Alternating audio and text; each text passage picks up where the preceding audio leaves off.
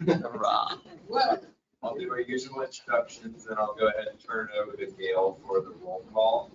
So, Jonathan, would you like to start us off? Sure. Jonathan Forbes, citizen at large. Juliana James. Dan Rodriguez. Tim Corcoran, planning commission. Tim Morris, citizen at large. Tim Sharp, citizen at large. Peter Davitt, citizen at large. David Sleddy, citizen at large. Kelly Fearon, city of Tampa. Sally Thompson, citizen at large. Chris Fellerhoff with Hillsborough County Community and Infrastructure Planning. Great. And Gail, I'm going to turn it over to you to call the attendance and also our online participants.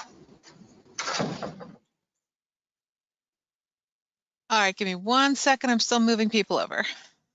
Okay. Okay. For those of you attending virtually, you will be able to unmute yourself.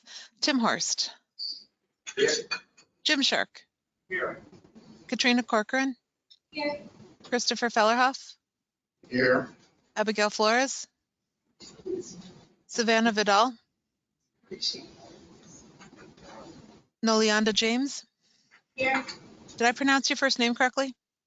It's Nolianda. Very close. Nolianda, thank you. Elaine Watson. Here. John Marsh. Kelly Fearon. Here. Carla Price. Here. Jamie Morris. Robin Baker. Linda Crestantini. Jason Jackman. Here virtually. Jonathan Forbes. Here. Peter Davitt. Here. David Aylesworth. John Kubicki. Faye Miller. Still got a few people popping in line. Robin Baker, I'm going to move her over just a moment.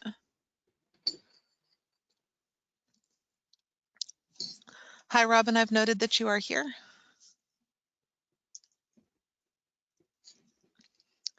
Victoria Klug. I believe she's excused. Martin Santiago. Sally Thompson. Here. Wanda Vinson. David Sidaliti. Here. We do have an in-person quorum. Chair, would you please call for a vote of consent for remote participation? All right. You heard her. Good second. Tim Sharp, second. All right. All those in favor, please say aye. Aye. All those opposed? All right. Hearing none. Chair, who made the original motion? Watson. Thank you. All right. Yeah, the motion passes for the online voting participation. All right. So next we can go down and do our public comment if we have any. This is in person or online. Go ahead and please introduce yourself. 3 minutes. All right, hearing none, we can go ahead and do members' interests. If anyone has anything of interest they want to share with us. I have one item here, updating the future land use section of the unincorporated communities on and we currently have a survey out, already presented on our website. So if you're interested, you can live or work within unincorporated county communities. And we will make sure that that's in the next packet for the tax, so we can put that point with the flyer. That's being finalized, so you can find it on our website, and follow up with that answer for the survey on our applications. Thank you. Excuse me, Mr. Chair, we could not understand that online. Can you hear me better now, Gail? Yes, thank you, Katrina. Okay, I just mentioned that we're updating the unincorporated Hillsborough County comprehensive plan for the future land use section. And we have a survey available online, and I will make sure to get that link to Ben.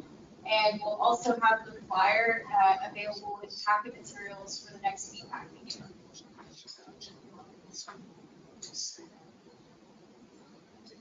All right, anybody else? Anything you want to bring up?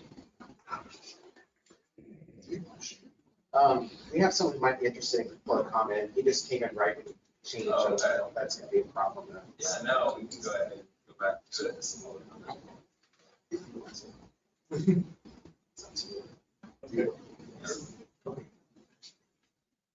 Thank you. I apologize for being a few minutes late, but I support the bicycle boulevards 100%. I think it'll be a huge quality of life improvement. Thank you.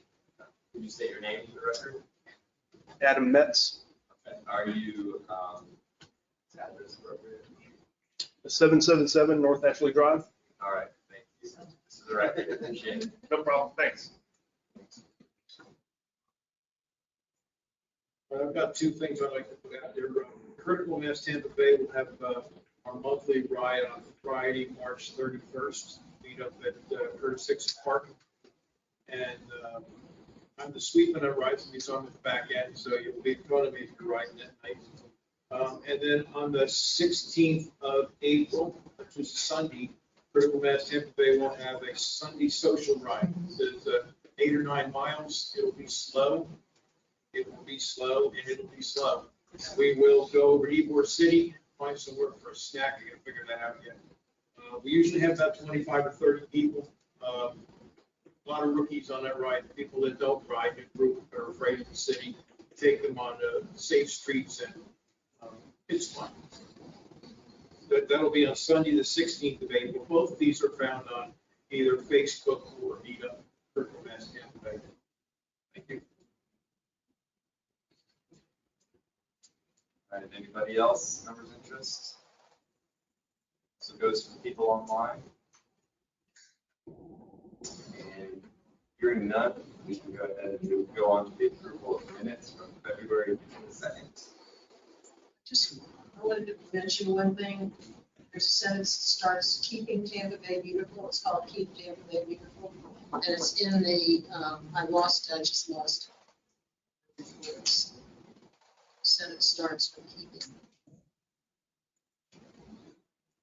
The property.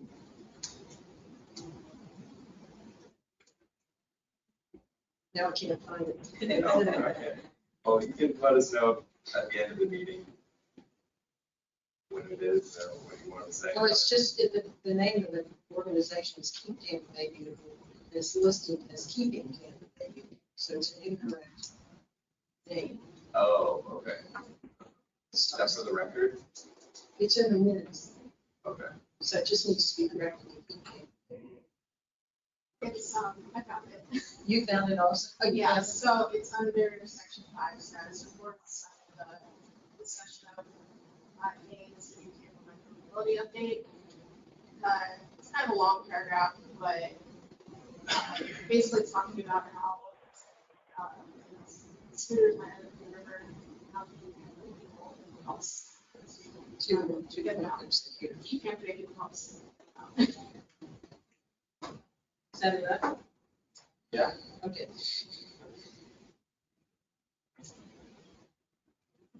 All right, any other comments to the minutes from last week, last month? All right, can I get a motion to approve as amended? Jim Sharp, I move that we approve the minutes as amended. Second, Peter Davidoff, second. Peter. All right, all those in favor, please say aye. All those opposed? All right, hearing none, the motion passes. The approval of minutes as amended. Okay, so now we can go on to our status reports. The first one we got is Bicycle Boulevard special presentation. It's going to go from Chris Vila, the citizen advocate. You got the floor. Thanks for coming out. Yeah, thank you. Can I use this or is it plugged in? Well, I just need to present it. So is it in here or can I? Would you, this is someone else, Gail, do you have it queued up? Because she could say that, you could say next slide. Or Yeah, would you rather do we it could, yourself? we could do it that way too. It's fine. So yeah, if I can just get it queued up somewhere. Let me go ahead and find it. Hang on. Yeah. Otherwise, when you present it, level board, was it in here? Yeah, and I also have my USB drive too. Okay, we So can try it that way. I'm just not, I'm not good. There's Ben, do you know where the USB drive is that's off to the side? Why can't we just put it here? But I don't, I just don't know if this is. Oh, if it's connected to the actual screen. Looks like Yeah. there's one right there. Yeah. Oh, let's try that. That doesn't look like. Yeah, HDMI. It's so strange.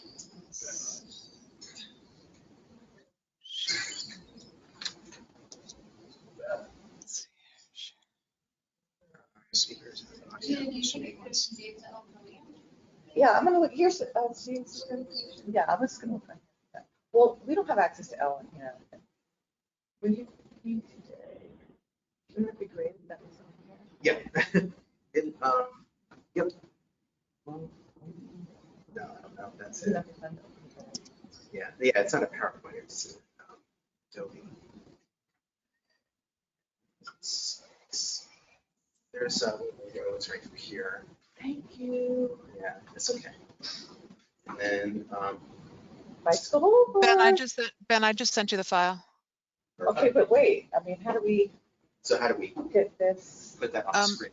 Ben, do you have your laptop? Yeah, can you give the controls to the laptop up here, because we have it on the podium.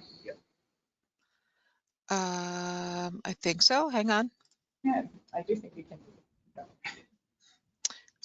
Christopher, are you online? Can you help me out here?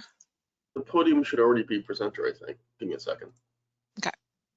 Yeah, the podium is already presenter, although you opened it on the laptop over there, which I'm not even sure is connected. You should be presenting it through the actual podium computer, not through that laptop. Here, but how do we do that? That's Chris, you can hear me, right? This is Gina. Sorry to interrupt your meeting.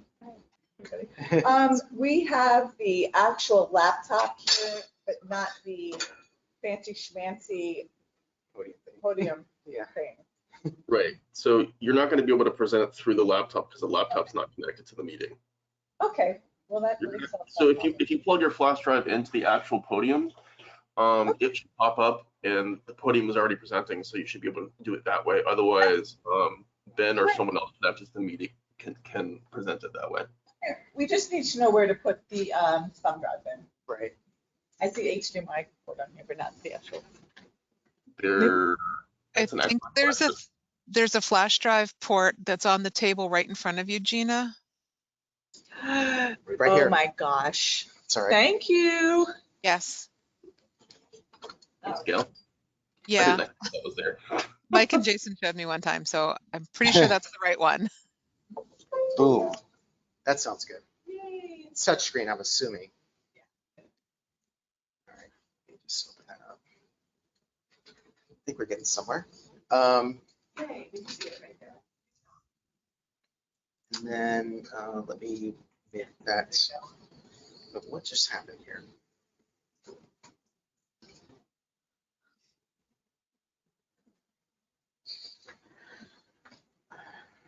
Oh, it's behind it. Just touch there.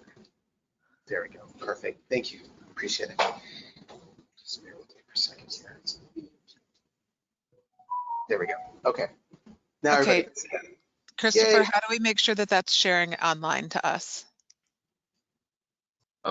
It should, yeah, I'm not sure why that doesn't working. Screen sharing is already on, so let me see. Sorry, everybody, we're not seeing it online.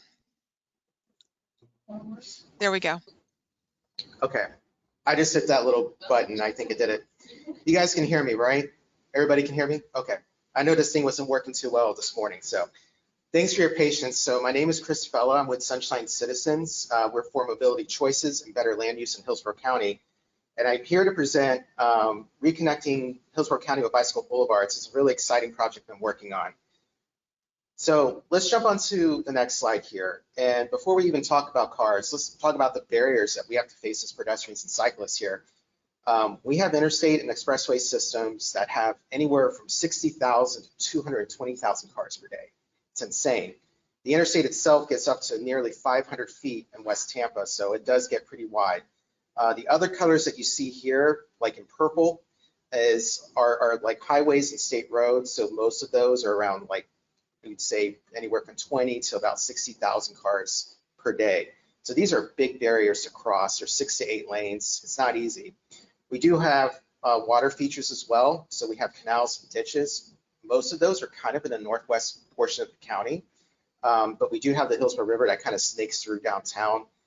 That can go anywhere between 250 to 300 feet in downtown. So obviously these require a substantial amount of infrastructure to cross, and we have limited crossings. Another barrier that we have here is CSX, right? Love rail a lot, but we have very limited ways to cross that. So that is another barrier that we have to work with as well.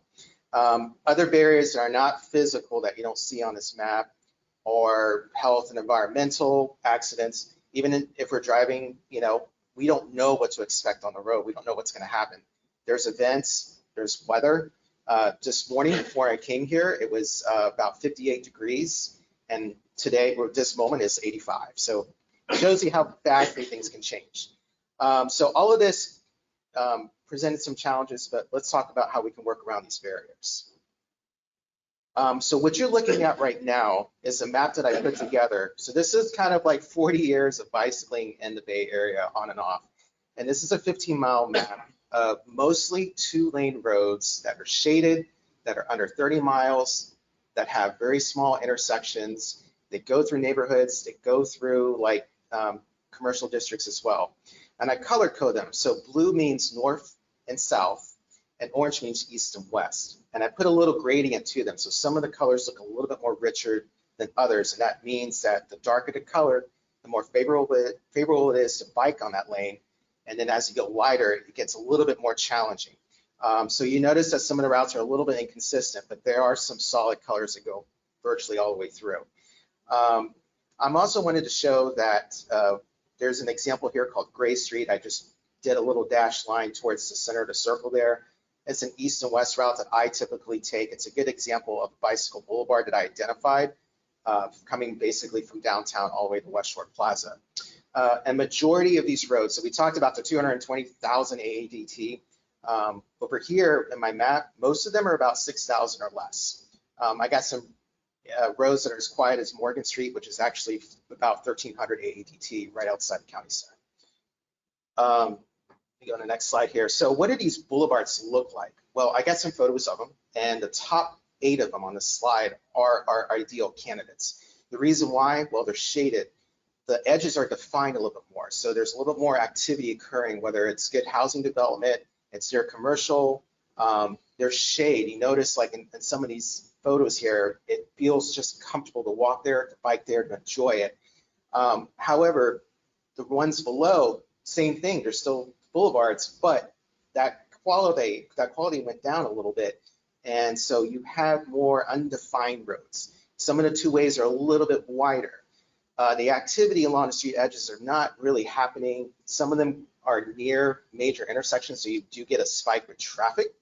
And sometimes they do go through industrial areas. So it doesn't mean it's the end of the world. You might bump into some of these in a couple blocks, but then it gets much better, like the images up top.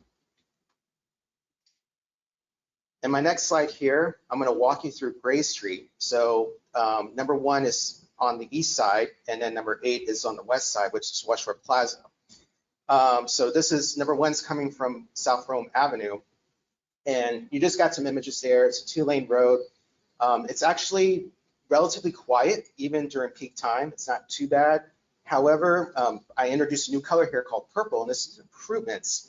And like most bicycle boulevards that we have in Tampa, so most of these 2-lane roads, we have to deal with crossing 4-lane roads. And so McDill and Lois, and I say McDill is probably the biggest enemy of it all, because McDill is 4 lanes from Columbus all the way to Bay, and it just dumps a lot of traffic. It's very, very difficult to cross that. So there are solutions to handle that. I did put in there as well, like we have a block crossing at Gray Street and North Pines Avenue. I know that's being looked upon right now, but for some odd reason, probably like 5 years ago, maybe 4 years ago, there is a plastic island that's put there, and I guess it was to block the intersection, but it blocked a lot of pedestrian traffic and a lot of cyclists to get through that. So I just use it now as pedestrian refuge when I'm crossing it. But this is otherwise a perfect route. It has the smallest intersection, to my knowledge, of Del Mabry crossing any road. So actually, this crossing on Del Mabry is very manageable. And once you get on the other side of it, you got speed tables to slow down that fast traffic. So it has perfect strategies here for traffic calming and usage. The next slide here are solutions. So remember, I talked about crossing those 4-lane roads. Well, on the top right-hand side of this image is Palm Avenue. You used to hear a lot about crashes and pedestrians getting injured and killed on this road, but then they introduced the RRFB, and it's just a pole with a button that you hit and it lights up and it lets drivers know, hey, we're crossing here. So this same system can virtually go to any 4-lane road that we have, or even a busier 2-lane road. Below that, I call it the little mini pizza. It's a mini roundabout. It's not like what you see in 40th Street. It's not even the size of what you see in Palm Avenue. Really tiny, probably the 16th of the size of what you see on 40th Street. This can help calm traffic, guide it through more busier 2-way streets, and also allow cyclists to easily integrate with the traffic flow. To the immediate left of that is 12th Avenue. This is kind of my criteria of what I use to select a bicycle boulevard. It's shaded, it's near a bodega, it's near a neighborhood, it's got a neighborhood pace. The edges are well defined, even though the street isn't defined itself. Just looking at it, we know that we can walk or bike here pretty easily. Up top, on the top left is a substantial improvement that I've noted in my final map, but this is really important. So what you're looking at in the far left is Hillsborough Avenue and Veterans Parkway. And there's always difficulty to connect to outer neighborhoods like Town and Country to the rest of Hillsborough County and the city of Tampa. So instead of spending millions of dollars pouring into trying to make Hillsborough Avenue safe, which I think might be 8 lanes at this point, and trying to figure out how you get underneath the veterans safely, we need to look at water features out there. So in the case of that, you see a little bit of green color coming across there. There's an existing canal that is there that we can look at utility funding, different types of funding pots to say, hey, we can build a boardwalk on top of this, or we can trail alongside of this. And by doing so, we avoid deadly roads altogether. We have this at Waters Avenue as well. In this case, you're able to connect directly into Town and Country, even link up to their greenway. So we need to start thinking like, is it really worth spending millions of dollars trying to improve miles and miles of 8-lane roads? Or should we just shift that over, put good crossings in the 8-lane roads, but shift that over to canals to have that infrastructure? That's the next slide. Other techniques here are bicycle storage. We need that badly. And you probably saw on the slides there, we have some pretty wide 2-lane roads. Well, on the side of them, we could have corrals, whether it's rideshare or private storage for bicycles. We need to have something to encourage cycling in the Tampa Bay area, especially with e-bikes breaking the scene. Right below that is Rowlett Park Drive. I don't know if you guys have actually used that. It's not a fun road to bike on, even on a sidewalk, it's horrible. So, but there's plenty of right-of-way. So there is some cases in the county where we have a ton of right-of-way, a ton of land on the side of the road where it can add on to that sidewalk or create a simple trail. A perfect example of that is when you go south of Gandy on South Manhattan Avenue, there's an awesome trail over there. It makes you feel much more comfortable to use. Paying, in my opinion, doesn't necessarily save lives, but it adds to identity. So on the bottom left-hand side, you'll see these big cycling icons, and it says Boulevard. And doing something like that just puts a presence. People know that there's some thought put into this, and people do use it as pedestrian means. It's a way of identifying these roads, which I hope would be the next phase of this, is putting up signage and just letting people know, hey, this is a bicycle boulevard we can use. On the top left-hand side, simple curbs to control and street calm 2-way streets that are a little bit more hectic, and also to help control the intersection. In this case, these are almost like parking bumpers, if you will, but they serve a purpose of street calming and also providing a pedestrian refuge. This is not reinventing the wheel. These are very low-cost solutions to improve the network that we already have. So I'm not here today to ask for new roads or cycle tracks. These are just small, steady improvements that we can have to capitalize, especially when funding is very low. On the next slide, which is the final slide, is the full built-out boulevard system. So, and what I mean by that is I introduced like these little yellow lines, and what these these are also bicycle boulevards, but what they are, they're more like a redundancy to the system. Like today, the weather was like, it's beautiful, but it went hot. But what if it like went to rain, or there was a traffic crash or whatnot? It's important to have redundancy in the network. So if I know and I pick up my phone and I realize like there's a lot of traffic, there's a crash, the weather's changing, I'd rather go to a more shaded route or near a parking garage where I can just seek some shelter. Well, we have it built in this map. Everything here that you're looking at, aside from the purple, and I'll talk about in a minute, already exists. This is a snapshot from a live map. So in the beginning of the presentation, there's a QR code, and I'll scroll to that once I'm done. You can scan that. You can look at each road, each lane, and it will tell you like the traffic counts on there for the most part, whatever I can find, the shading, the street name itself, any notes of large intersections, and so on. The purple that you see here, that color, again, is an improvement, and mainly these are kind of adding in some trails. So one big trail that we talked about was in Town and Country, so that's why you see that big purple line there. We don't need these today, but what we would like to have, what I would like to have today, is to start working on a plan to identify some of these roads, work with the county and the city, whether it's just a simple post, a white post with the letters Bicycle Boulevard, because that's going to add tremendous value, not only to the neighborhoods and the businesses there, but it's going to let people know and feel more comfortable with using these roads. We got plenty of streets in Hillsborough County. We just need to look at them a little bit better. So with that said, I'm going to go ahead and just go to the beginning of the presentation so you guys can like pick up that QR code and bookmark the map. And I'm here for any questions that you have. How do you want us to interact with this as far as like your QR code? Is that just linked to the presentation? So it's actually a link to a live My Map on Google. So what you're seeing, what you saw here, like in the presentation with all these lines, that's actually going to pop up like you're on Google Earth. And it actually goes further beyond this slide. And the way he interacted is that you select some of these lines and you're able to see information about that road and why I selected.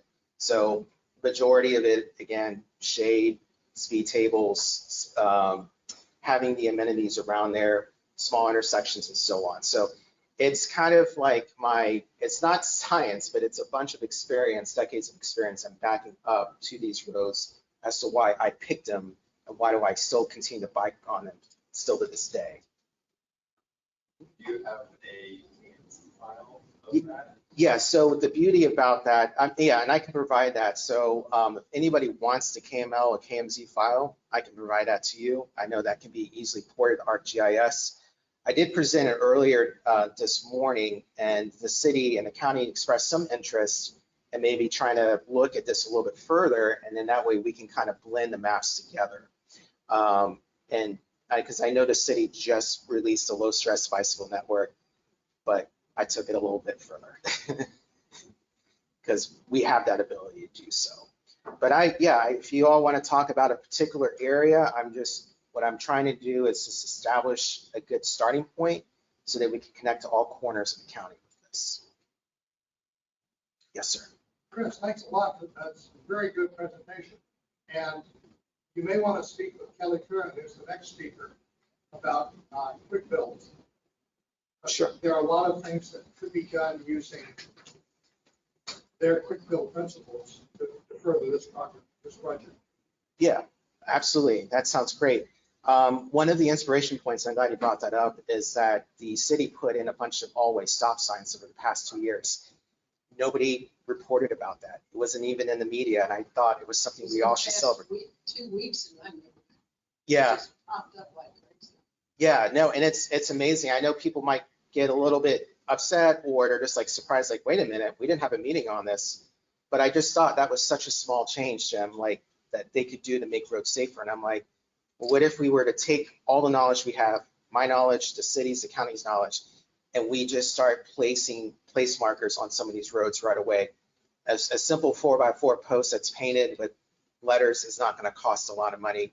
To have an overnight shift change of saying, yes, we have a lane here that you can do other things and drive on, right? So.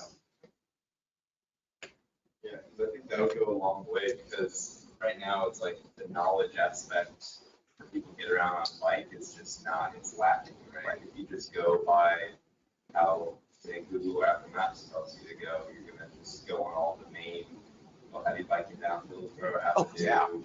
And all the high volume, uncomfortable roadways. And there are better alternatives, like in Tampa is better than what you experience if you just follow the maps kind of thing. You kind of have to know the back streets. Correct. And sometimes like the back streets come to a T and it's, you know, you're like, do I go left, do I go right? Like, you know, and you don't really know the whole route to get, you know, the whole length of where you're trying to go. So Right. some marking with signing a pavement marking go a long ways to establish the routes, get people familiar with, you know, where to go. I mean, I struggle as a cyclist sometimes to even have a digital map open to tell me where to go, like at certain spots. And that's why it's good to have real time and reality signage, because like you might pick that up in your corner eye and you're like, I'm gonna give that a shot. And then as you use that road, you might see another sign of a road that's connected to that, that's also good. And then it just becomes a memory at that point. And then you see more people. So you basically declare it as, it's not a perfect road, but it's a safe place to bike. The safest that we can get right now at this moment. And then you cause other users to use it and it markets it. So it's perpetual marketing that just keeps on reoccurring. So while we can do like these, you know, fancy graphics and GIS maps and whatnot, my goal is at least to identify to just a user out there who doesn't want to pick up their phone and try to figure out anything, because they can just look at the stream and like, okay, I'm going to give this a shot, and then they like it, and then it becomes infectious, and then it spreads around.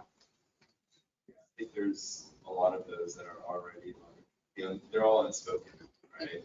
Like Ola Avenue is one. I think that's actually getting like striping from the PSP designation. 12 is the one that I use all the time. That's nearby my place. I can take it all the way down, all the way down to the B&E board. Yeah. There's a lot of them. They just need to be kind of marked so that way it feels. Yeah, exactly. And the other thing too is that with this map, the purpose of this is to help plan for your trip, but it's also just to let you know that if it does rain or something shifts, or you just don't feel up to riding something hard and difficult, you have options. And that's, to me, that's the most important thing of pedestrian mobility, is to have redundancy and options. So as long as we identify these streets, and when there comes big changes down, the 5-year tip and all that, we don't ignore like some of the opportunities we have with the road work. So meaning that we don't want to block some of these streets, or we don't want to do something substantial where we dump a lot of traffic. This is kind of like an alert system, not only for planning your route, but also planning in the next 5-10 years as we grow as a county.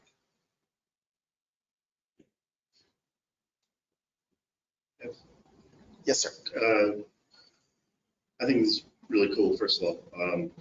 Thank you. I've worked on, through my career, I've worked on projects similar to this, and as the type of cyclist I am, this is kind of my preferred facility type. So I think, speaking from experience, these things can be really great about getting, especially your kind of less proficient cyclists out and trying stuff. It's definitely lower stress, and but people don't feel the sense of adventure to discover. So providing them information is a good thing. So I applaud your efforts, and thank you. Going to file this away to help with some things that we've been thinking about at the county.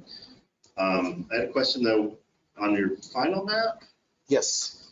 You had some really thinner lines that you added in. So those are just kind of neighborhood streets that augment these primary streets? Correct. Yeah, so sometimes if you just don't want to cycle, the problem that I see we have in the network today is like we're kind of forced to go around things. So I was attempting to do is to provide deeper neighborhood access and quick access, because it can get tiring. Now, these are, you're right, they're more neighborhood-based streets, 25 miles an hour, but I figured they will help kind of close up the gaps that we have right now.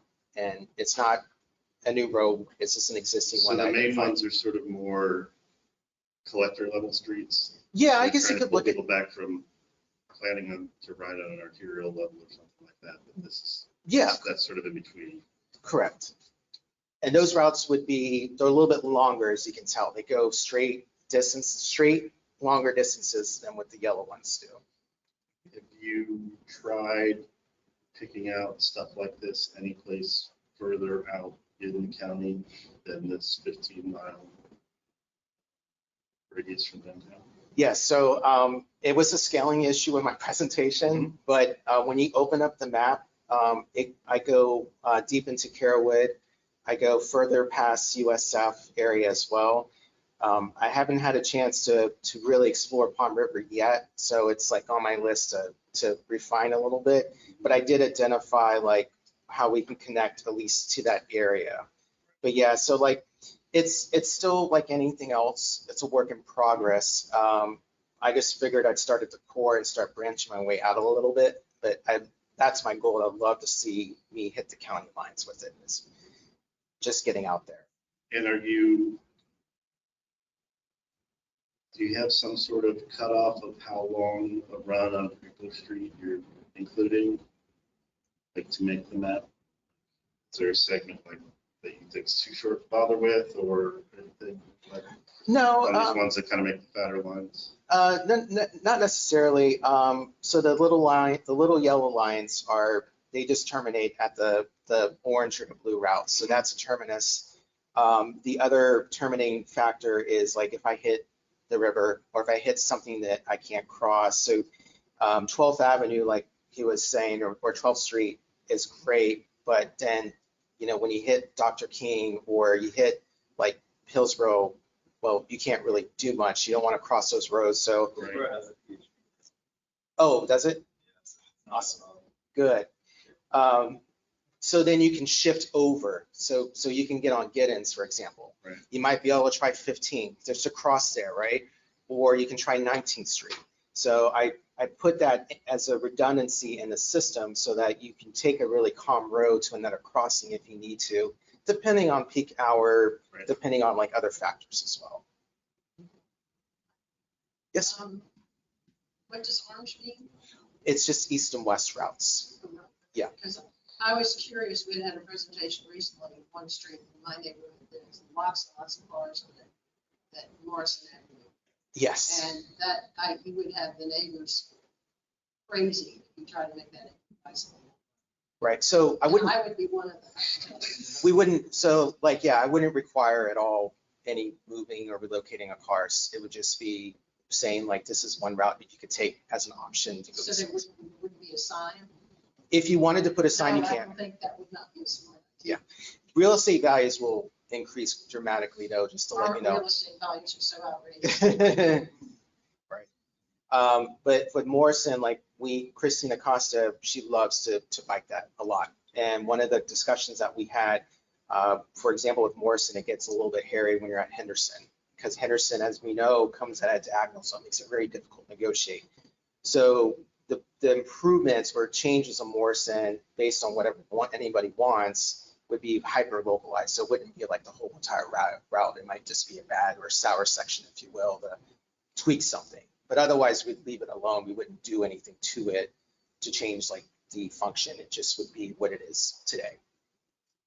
Actually, the stop signs, like going to Swan and whatever, really helped. Oh, yeah. I don't know how safe it would be. Swan's the challenge. And the problem is if you aren't on Swan, then you refer people to Morrison and you created a double problem. Right. So yeah, Swan's definitely an issue. So there's redundancies. I have De Leon as another way to, which is, you know, a little bit further north, but it's a good connector too. Except you have the question. I didn't even get on. Oh, no, it's okay.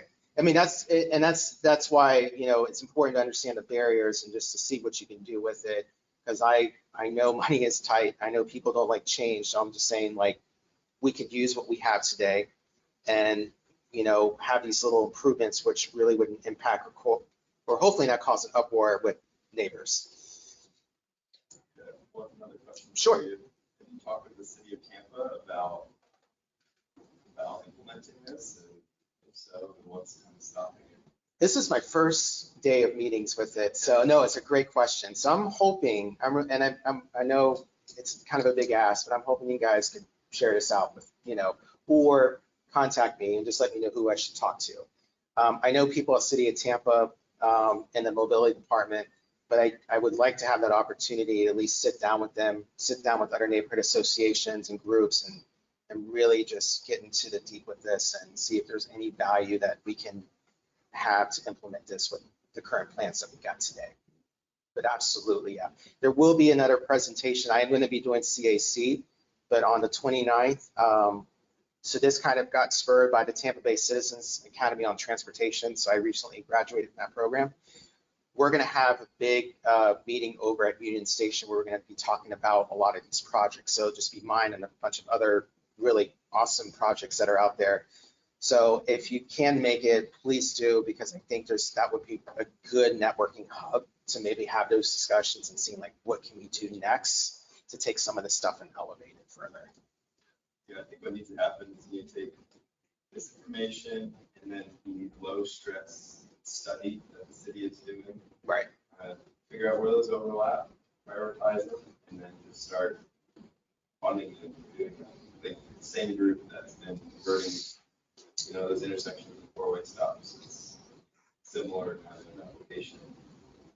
And we just kind of go down the list of your top priorities.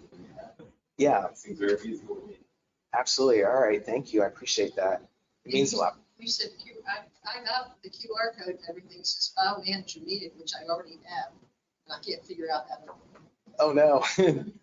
I'll look at it and see if I can fix that for y'all. I want to add, we did release from the city's perspective our low stress. Like networks are really interested in seeing how your network lines up with that. And definitely a priority for the city to figure out ways to implement. Sure. Some bigger projects, but the two projects we definitely have going on now is Central and Ola, which are federal funded state. Excited to get those programs. Yeah, definitely. It is exciting. And I can't wait to see that act, especially Ola. Everyone I bump into is like, when they're going to have that crossing over there. And I'm glad what you guys did near Grady Street. I know it's not active yet. I went there and I'm like, oh no, it's not working. So I had to like carefully cross Kennedy, but that was a good move because South Clark Street's great. Grady Street is wonderful for your more South Tampa bicycling. I mean, those are beautiful streets and we need to use them. Excuse me, Chair. Yeah, go ahead. If committee members could speak up and into the mics, it would be great. We're having a difficult time hearing online. Okay, thank you. We'll keep that in mind. All right, well, thank you very much. Thank you. I appreciate your time and everybody's like questions and all, and feel free to reach out to me anytime and I'll go over the map with y'all individually. Thank you. Thank you. All right, up next, we've got the City of Tampa's Quick Build Program. Sounds like perfect time. That's Cal Hardy and Kelly Garrett. Is it possible for you not to be movable waves? We should be able to, you presented, Cal presented it. Cal did it. So it should be appearance. Oh, I don't know, because Chris did this with Gail. Oh, you want me to get rid of that screen for you? Yeah, I'm pulling it up. Give me a second. I just want to watch. Okay, what did you say, Gail? Can you, let's see, how could we do this? Yeah, hang on. Technology. Next time, we have little trainings that I haven't attended in here about how to do this, so maybe I should do that. I should too.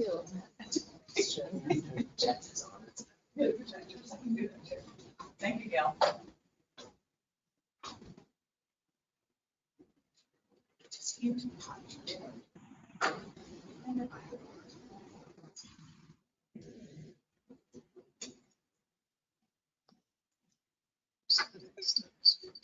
All right, so does it look right or? It's still sharing the screen that's in the podium here, but if you share your screen. I did. Can anybody online see my screen? Yes. Okay, cool. Well, that's great, but we can't. Okay, but you can't. Christopher, can you help me with that? Oh, there here it it is. Oh. Okay, cool. That was totally me. Thank you. Can I advance it or no? I'll have to. Okay, so sounds good. I'm Kelly Fearon with City of Tampa. Cal gave this presentation earlier to livable roadways. Oh no, we lost it. I'm trying to make it bigger. What did it, oh. Ah, sorry, you guys. Did you see that it wasn't bigger? Can we make this? Can I close that? Online screen. Okay. Oh, I'm not helping. Okay, hopefully you can see it in a smaller size, but we can always send it out too. So thank you for that presentation. That was great on bicycle boulevards. I think it fits really into the model that the city is heavily leaning into, which is quick build. What can we do with, less? And what can we do now? Because people are out there biking and walking, and we really need to make the improvements right now. So just going to go quickly through our Cash Street project. If you haven't gotten a chance to ride over the bridge since we've completed it, I highly recommend it. If you can go to the next slide and just kind of click through them, they're mostly pictures. I don't think I can. Okay, so basically, how did we get to quick build process? When Mayor Jane took office, she released her report, Transforming Tampa's Tomorrow. And part of that was also to focus on trails and greenways, implement strategic transit projects, adopt Vision Zero, and really enhance our neighborhood engagement. Next slide. So as part of that Vision Zero effort, we really took a deep dive into the data. Tampa roads are unsafe. We rank in the top 10 most dangerous areas for walking nationally. 44 people are killed on our roadways per year. So there's a lot of work that needs to be done and needs to be done now. Next slide, please. So that's really led us to what cities are doing across the country, quick build projects. So lower cost, quick implementation, a little bit more flexible, lets you see what the change is going to be before you're moving curb. But it's not really intended to be just like a pop-up or a demo. Some of these could last several years. Next slide, please. So the Cass Street quick build is located between downtown, right by the Strauss Center. There's a ton of students. I think it's like 1,900 students that go to UT and live in the downtown core. So every day they go back and cross the bridge, and then Tampa Prep is also right there. Next slide.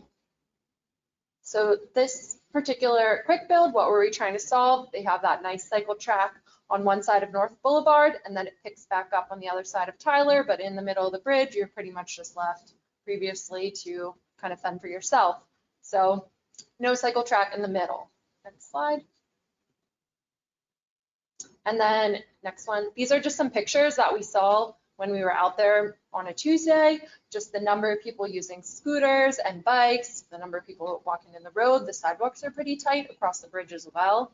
Next slide. So this is what the Cass Street Bridge looked like. Next slide. This is kind of another view of just the sheer amount of people going back and forth across for the Riverwalk. This is a huge busy intersection with people and bikes. Next slide. And just some more kind of pictures of all the things that you see. A lot of people too also clearly wanted to cross from that south corner and head diagonally across. Next slide. And then this is what the project looks like with the final cycle track. So hopefully you can see kind of those two double white lines with the flex post in between. Previously the bridge in this section had 4 lanes. We've cut it down to 2, and we really haven't noticed any problems with traffic flow. The Straz has had Wicked come through, and they were still able to do the traffic flow out in pretty much their typical pattern. So that was really successful. And we have in some sections almost 16 feet for a bicyclist. Next slide. So this is just kind of the design when we had laid it all out. It might be a little hard to see at this scale for you all, but just really showing kind of the reallocation, the amount of space that we were able to do and to give to bicyclists. It took a week to construct, about 4 months from planning to design through just the whole process, but it was also our first really official quick build. Next slide. We had always planned to make this connection. It's been in our CIP. At one point, it was part of a bridge project that's unfunded and a need, but it's been, really identified for years and years. And finally, we were able to just use the quick build method to use those delineators and just get it done constructed in a week, done in 4 months. I think Cal has the exact number, but when it was bid out, potentially could have been almost $1 million. And I think it was under $300,000. So it was a huge savings because we did all of it in-house. So overall, we're really happy with the project. Next slide. And these are just sort of the small details that were also added. We put extra asphalt in to do a micromobility hub, because when we kept walking through, we saw all the scooters laying on the sidewalk. So hopefully this will encourage the UT students that are going through that driveway to leave their scooters in that extra section. We had to make some minor modifications to the bus stop just to make sure they had easy access to the existing bus stop. And then we were able to pinch down the distance at North Boulevard and Cass to make it shorter distance for people to cross. We also removed the dedicated drop right turn lane, which we've been really happy to see. Next slide. Next one. And then this is just the other section by the Straz that shows that we removed eastbound and westbound second through lanes. And we retimed the signal. I don't know if any of you have noticed, but when I go through there now, I notice the difference completely at Tyler and Cass. It's now changed so that the priority is for people crossing the pedestrian movement. So I catch the ped cycle much more frequently than I ever did in the past. So it's been really great to see. And we have timed it so you can cross all legs at the same time. Next slide. So this is the before. The next one. This is our rendering from our design. Next slide. And then this is almost final. This is in construction. We're still waiting to put down the green paint. That'll be the final part of the project, but it's essentially open and usable. Next slide. And then if you can just go through these, this is the same thing before, design, and then the final product when it was being put down by our apps team. Next slide. This is the product itself, so it's rubberized bike curb. This is the first time we've used it, so we're piloting it and seeing how long it lasts and how durable it ends up being. Next slide. And this is just kind of the view from the final thing. One of the things we've noticed too is just over the bridge, it was really tight for people walking, so we do occasionally see people walking in the cycle track too, but it just provides so much more space and comfort for really everyone. Next slide. And then this is the crew that put it together. It really takes a village. Our operations team installed it, design team put it together. We had amazing kind of stakeholder communication for such a quick project, so we're excited to do more of these. Next slide. This is kind of the whole group getting together at the end of it. Next slide. Our next project will be 14th Street or ARDC. Next slide. This existing cross section is very, very wide. There's only about 2,600 vehicles per day, but it's almost a 4-lane cross section. It's only 2 lanes striped, but there's a ton of extra space. And on one side is the park, and then the other side's the neighborhood. So there's tons of extra right-of-way. So next slide. We're going to take this, and we've gone out and done an Unlock the Block event. We talked to the neighborhood. We were out there on a weekend, just getting some feedback on different options. Next slide.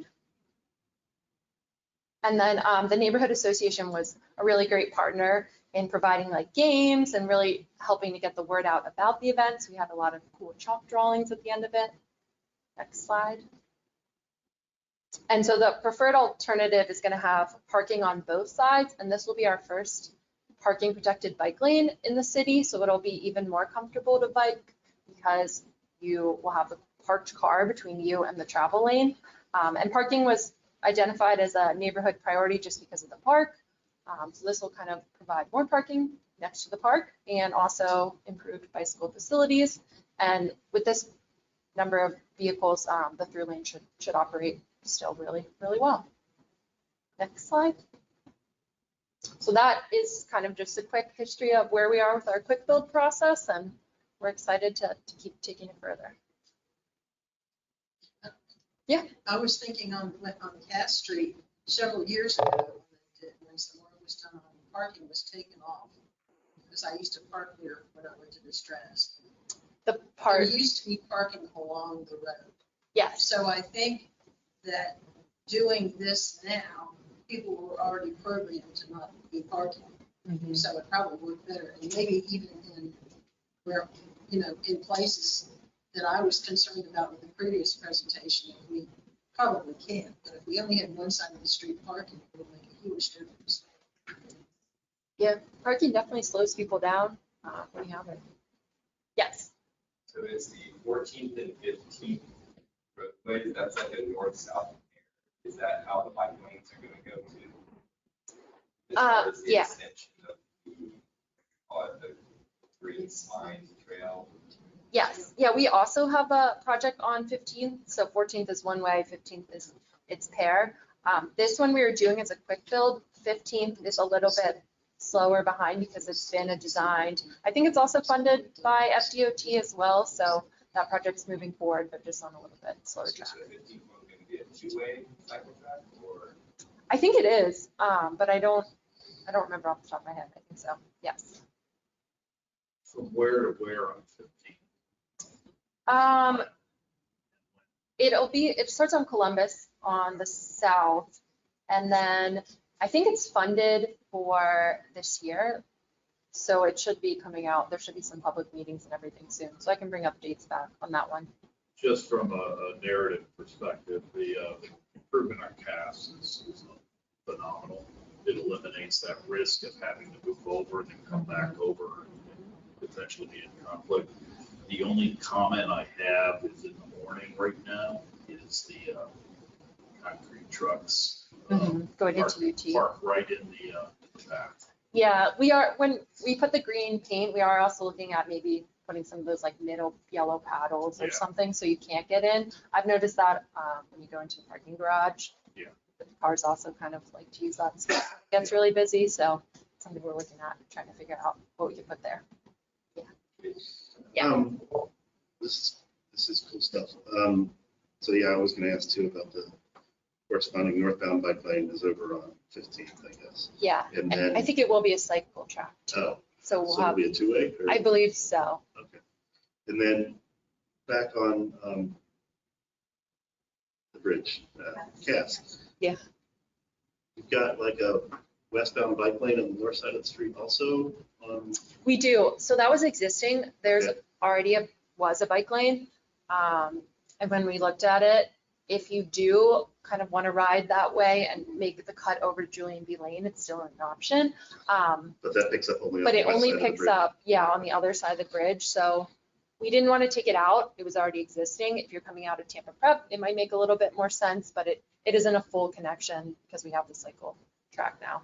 Okay. And then the stuff in the buffer there, you've got the bike curb. Yes. And also delineated posts? Yes. Yeah. They're alternate or they're joined together? We have like one tall delineator post, and then I think we have two bike curbs, and then one tall delineator post, and we just repeat. Where we didn't do that was the intersection by the Strads where the Riverwalk crossing is, so that lets you kind of like sheet flow out if you want to make that. But we found that we did need the taller posts to make sure that vehicles saw it. When we had just put the rubber curb in, we had a couple of people trying to get in there. The rubber curb just glued down? Or? Yeah, it's bolted, but on the bridge, it's just glued down because of the grates and the way that we had to install that. So we have a little bit different. That's going to be my next question. I can't remember. The bridge, the draw span itself, is that? Yeah, so we have a grate in the middle, and so we have glued down the bike curb across the grate because we couldn't. Surface for actually running the bike? It's not as good as some of our other bridges. So where you have it now, it's probably hard to see, but where that sidewalk piece is, it's a smaller grate. So it's not as big holes. It's a little bit more friendly, but we haven't noticed anyone have any difficulties biking across it. It's not ideal, but it was kind of what people were already biking across anyway. Yeah. So I was wondering, how many more projects do you have on the plan? And of those, how many are funding? So our next one is 14th, and we have funding for that. We've also done a little bit of work on Main Street between McDill and Armenia, the residential side of Main Street. So we did painted bulb outs with some flex posts to really like tuck in kind of that parking. We added a parking lane. It was always really wide and people were parking there, but we've better defined that and made the crossings shorter. So those are our first 3 official quick builds that we have going on for kind of this first part of the year. We're still exploring what our funding will be for the rest of the year, and we have a long list of wishes, and we're going to be working through some priorities on them. Hi, where did the current funding come from? I think we had some grant funding that went for this, but it is an option for us to also in future years use our CIP funding for a quick build program as well. But yeah, we're always looking for grant money, so that's always an option. Cool. Any other questions? Yeah. Did you add the like Boulevard, like project concept to the list? Yeah, we are working on Bike Boulevard's Gray Street has been in our CIP, and we're just kind of trying to figure out the way to effectively phase it. As you mentioned before, there's some easier pieces, and then some of those crossings would be more expensive. So just really something that we're working through. But yeah, we're definitely trying to figure out our next steps on Bike Boulevards. Anybody else? Cool. Thank you so much for that presentation.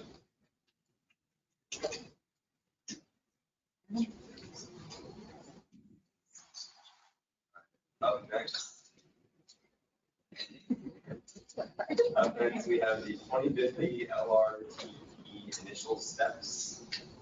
And our very own TPO staff, Shaka Shiva Raman, is center. Hello, good afternoon, committee. Can you all hear me? Yes. Yeah, we can hear you. This is Vishaka Shivraman, TPO staff. I'm going to be presenting the LRTP initial steps along with Elizabeth Watkins. Can you pull up the slide for me, please? I can do that. Yeah. If you can advance the slide for me, that'll be more convenient. Who's going to do it, Ben, you or me? Yeah, I'll do it. Okay. Thank you. Let's see, where do I pull it up? Are you signed into the meeting?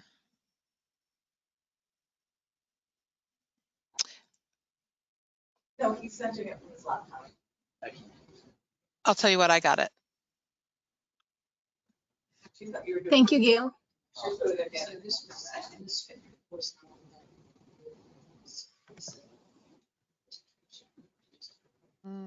Okay. Right. Hold on, let me get it full screen. Oh, yeah. Okay. Thank you so much. I believe this got deferred from last month, so I'm just going to be quick and brief. Next slide, please.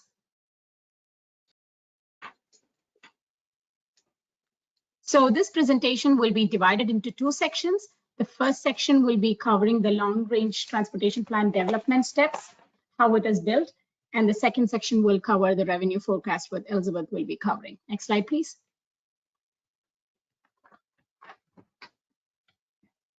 Just to give you a quick overview, the long-range transportation plan is our core planning document covering a 25-year plus vision plan for aligning the county's vision for future to meet the growing transportation needs of the people. It helps to guide the public funds towards the right transportation improvements. The current LRTP that we are producing is for the year 2050, and it has to be updated every year. So the last one was 2045. Next slide, please.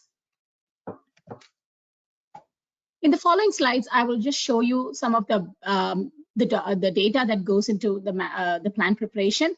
What you see here is the base year map for 2020, which has the jobs and population. The population are given in orange color, the blue purple color, and the jobs are given in orange color. With that, you can see where the jobs are currently and where the need is for the growth. Next slide, please. This is a slide that has been prepared by the Planning Commission, which shows the rough population growth and employment growth for the county. And you can see it where it is currently in 2020 and where the future growth will be. This is what this slide shows, the population. And next slide, please. And this shows the employment growth by jurisdiction. So we can see that in 2050, there will be around 1.2 million jobs in the countywide. Next slide, please. This is another set of data that goes into the plan preparation. This is a screenshot from the TBRPM, Tampa Bay Regional Planning Model, which is a mathematical model to show where the growth is. And this shows the roadway network.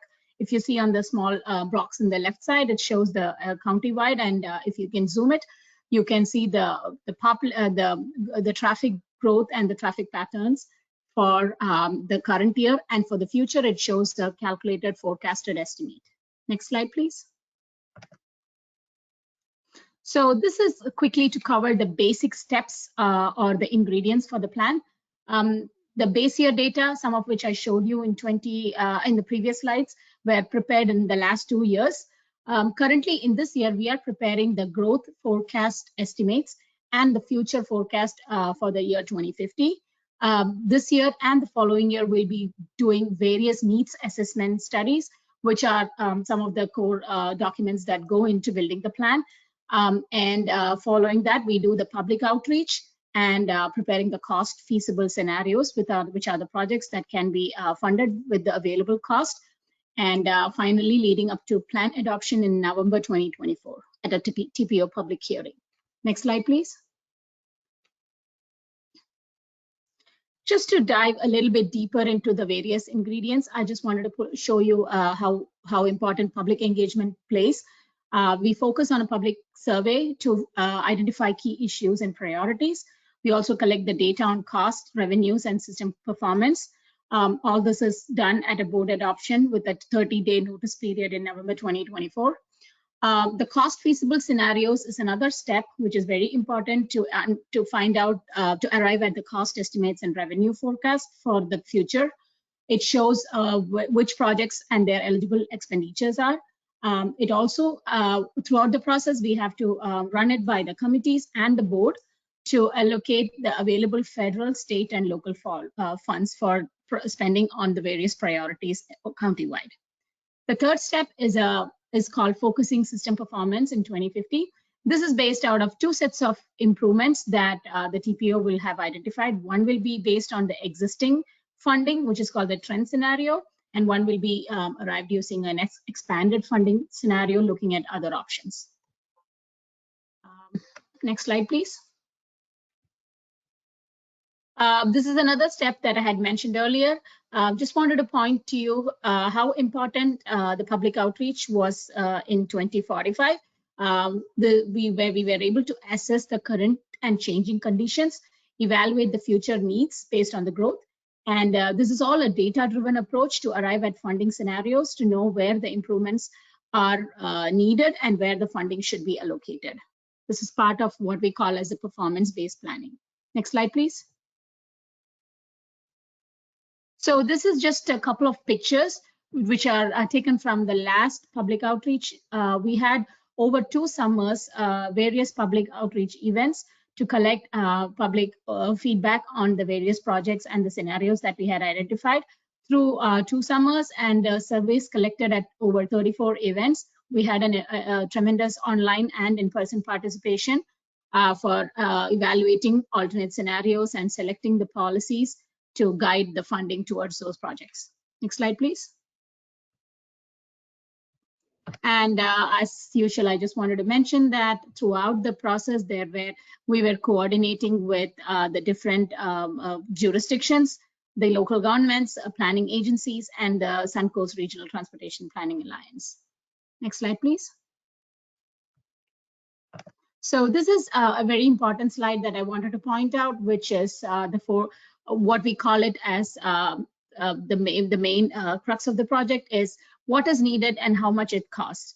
So in the LRTP, we allocate projects according to different funding buckets, what we call as as categories. These are data exercises, and these will be presented to the board to understand how much money will be exactly needed and in different funding scenarios. So the first one is good repair and resilience. This is for finding the projects to be developed based on jurisdictional approval for typical cost per mile for maintenance projects, transit vehicles, replacements, and improvement projects for improving the resilience and reduce the vulnerability of roads to extreme weather. The second category is called Vision Zero and Smart Cities project. Projects under this scenario, investments for travel time and reliability are assessed using a post-processor model tool, using a consultant, and a needs estimate is developed. This will help to arrive at the cost estimates for improvements, which will be for safe roads and also operational improvements for improving the travel time reliability. The third category is what is called the real choices when not driving. Under this project, we look at real choices based on HART's Transit Development Plan based on their 2050 forecast. We also look at the Transportation Disadvantage Service Plan and the County Greenways and Trails Master Plan to identify which projects will fit under this category. The fifth one is the major investments for economic growth. This is a special category by itself because we need to identify projects depending on the growth in traffic, which we will know based on the volume per capacity over capacity ratio based on the transportation development model that I showed you earlier. This will show a couple of cost feasible scenarios for road widening projects and also fixed guideway transit projects countywide. We also need to note that these projects need a specific location, endpoints, and this will help to estimate project costs for projects for congested corridors. Apart from these funding buckets, we also evaluate projects for freight needs and equity needs. Under freight needs, the improvements recommended can either be included under smart cities if they are anything that are operational, and if they are more expensive projects, they will go into the major capacity or the major investments for economic growth. We also separately evaluate every project for equity needs and consider which projects will favor the disadvantaged population and will serve the equity needs of the county. Next slide, please. Elizabeth will take over from here. Thanks, Vishaka. Good evening, BPAC. My name is Elizabeth Watkins. I'm with the TPO staff. And Vishaka did a really nice job of giving a big picture overview of the long-range planning process, but I'm going to take us on a deeper dive of one of those critical inputs, which is the revenue forecast. How much funding do we have available for all of the transportation needs in Hillsborough County? Next slide, please. So I'm going to start by giving you a big picture overview of where the revenue fits into this long-range planning process, and then walk you through what our existing funding sources are for transportation, and then close with some currently unlevied sources that may be considered in the future. And in that area in particular, would really love any ideas or feedback that you have, because we're early enough in the process that we can really integrate any and all feedback. Next slide, please. So one of the key questions that the long-range plan poses is, how do we estimate what our community can afford? So it's kind of a three-phase process, and we're in that first step now where we identify all of those transportation revenues that are available, whether they be discretionary grants, formula grants, local funds, state funds. If there were private funds put towards transportation, we pull all of this documentation by working with our local governments and our transportation operators to get a real clear picture of how much do we have available for transportation in Hillsborough County. And then after that, we do a variety of needs assessments, which Vishaka touched on, and then we align it with those funding programs and line up funding sources based on the eligible project type.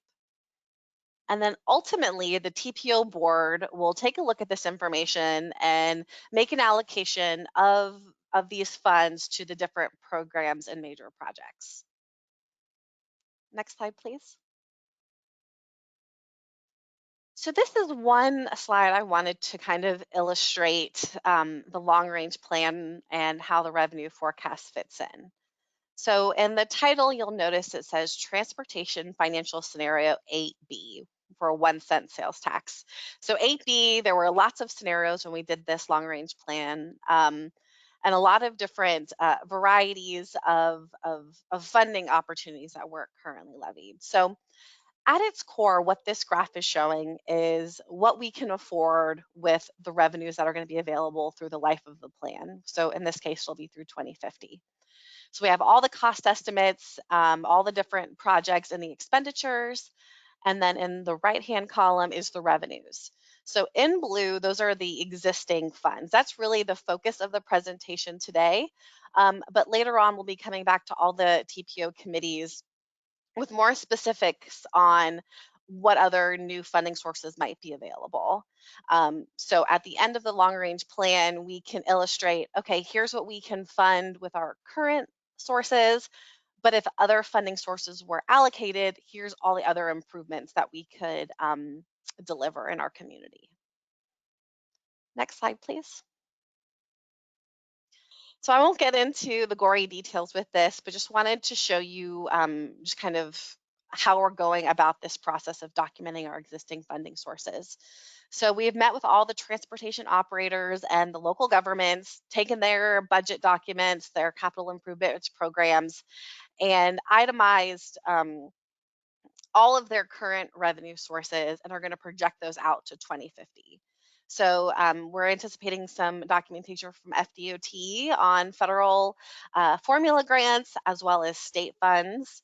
And we're expecting a similar documentation from THEA for all the toll revenues that they receive for their projects. Next slide, please. But we're really doing a deep dive is in those local sources of funding.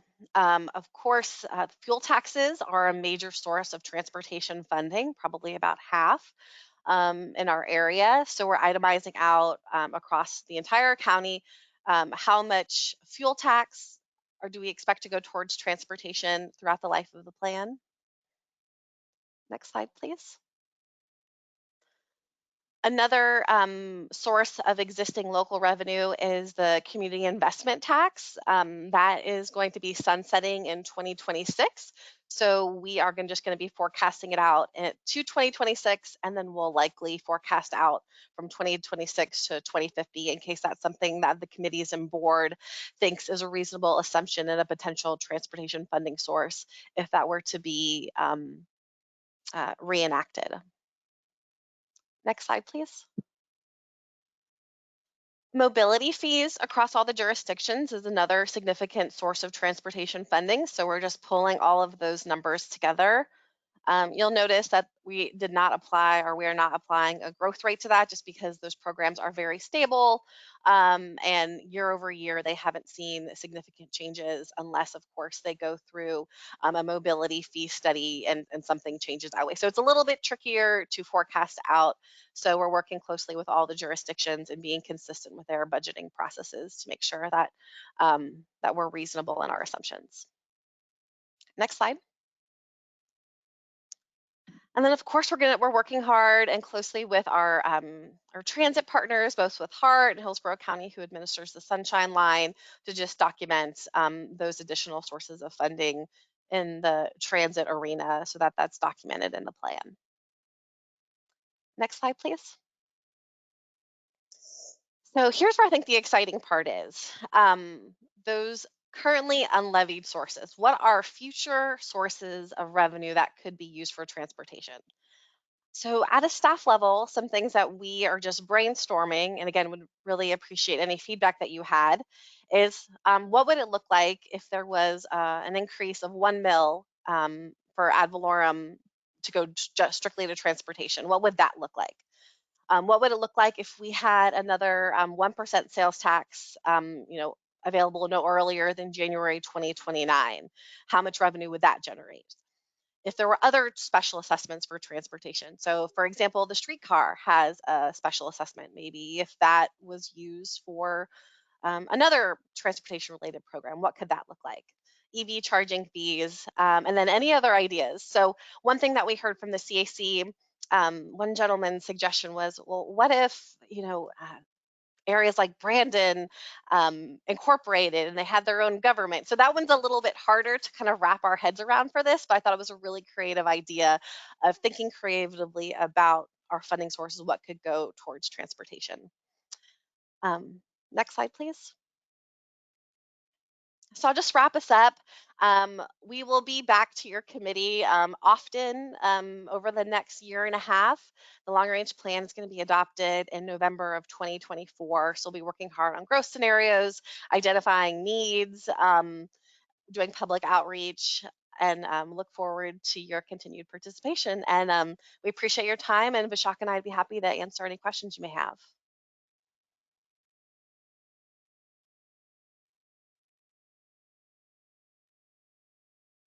Do we have any questions for them?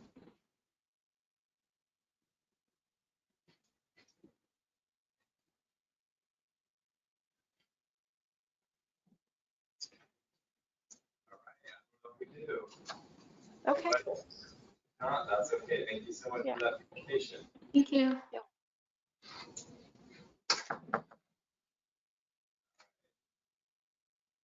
Yeah, business, new business. I mean, I think we're really ready to.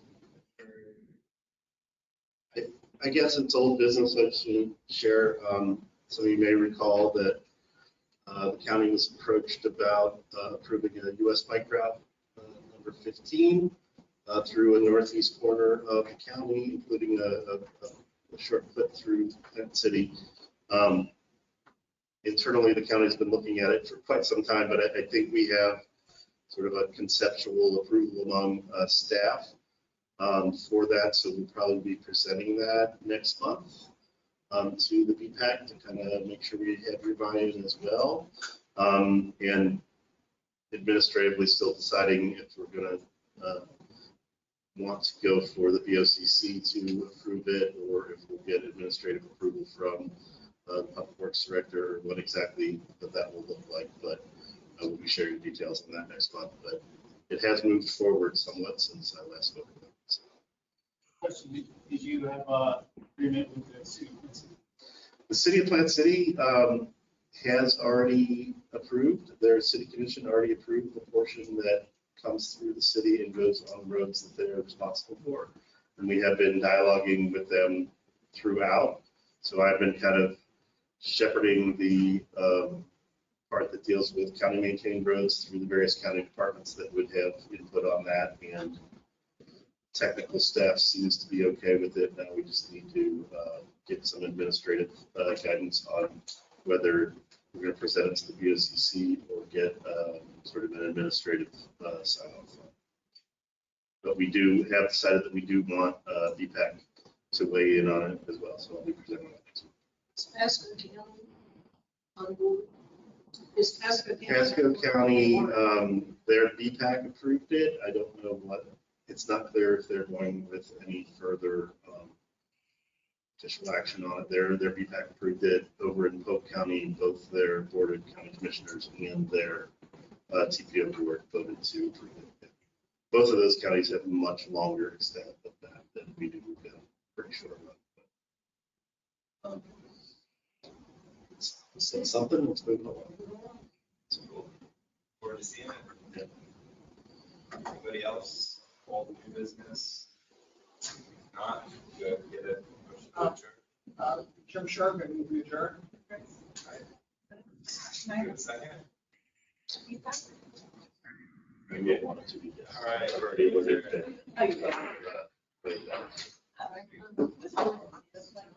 Goes back up.